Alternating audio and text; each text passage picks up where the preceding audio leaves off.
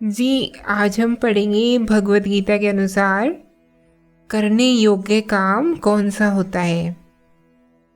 श्रीमद् भगवत गीता अध्याय 6 श्लोक 1। श्री भगवान बोले, जो पुरुष कर्म फल का आश्रय न लेकर करने योग्य काम करता है वह सन्यासी तथा योगी है, और केवल अग्नि का त्याग करने वाला सन्यासी नहीं है तथा केवल क्रियाओं का त्याग करने वाला योगी नहीं है। तो सवाल ये है कि जैसे अध्याय 6 के पहले श्लोक में कहा गया है कि जो पुरुष कर्मफल का आश्रय न लेकर करने योग्य काम करता है वह सन्यासी तथा योगी है, और केवल अग्नि का त्याग करने वाला सन्यासी नहीं है तथा केवल क्रियाओं का त्याग करने वाला योगी नहीं है। तो इस अंतिम वाक्य में क्या बोलना चाह रहे हैं कृष्ण? इसका उत्तर ये है कि सन्यासी कर्म सन्यासी को कहा गया है।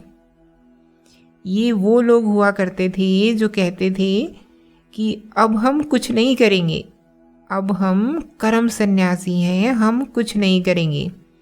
तो फिर ये जीते कैसे थे? ये भिक्षा पर जीते थे, जाते थे, खाना मांग के खा लेते थे। माने ये अपने लिए चूल्हा नहीं जलाते थे। तो इसे कहते हैं अग्नि का त्याग। ये आग से दूर हो जाते थे। आग माने चूल्हा।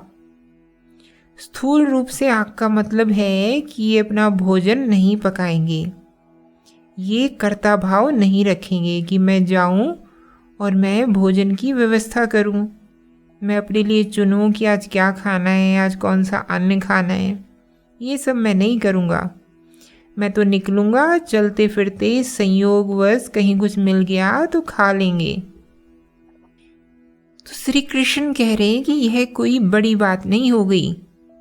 जो कर्म फल का आश्रय ना लेकर काम करता है, यानी अनाश्रित कर्म फलम कार्य कर्म करोतीय, जो अनाश्रित है कर्म फल पर और काम कर रहा है। कौन सा काम कर रहा है?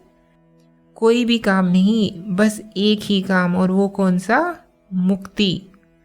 जो बाकी सब कर्म फलों को त्याग चुका है, जिसको आखिरी कर्म फल की अपेक्षा मात्र है, सिर्फ वही योगी है।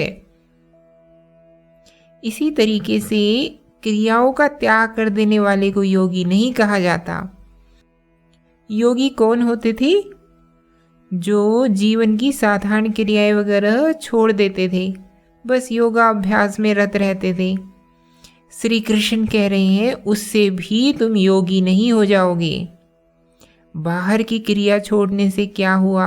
अगर भीतर अभी कर्मफल की आकांक्षा बनी हुई है, फिर तो क्रिया को छोड़ना भी कर्मफल पाने का एक तरीका ही हो गया ना। तो चाल हो गई एक मन की। एक ही कसौटी बता रहे हैं कृष्ण, एक ही पैमाना है कि कर्म करो और भरपूर करो, और उच्चतम लक्ष्य के लिए करो।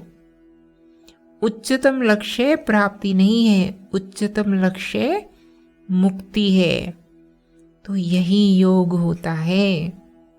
इसके अलावा बाकी सब जो योग के नाम से जाना जाता है वह अंधविश्वास है, मूढ़ता है।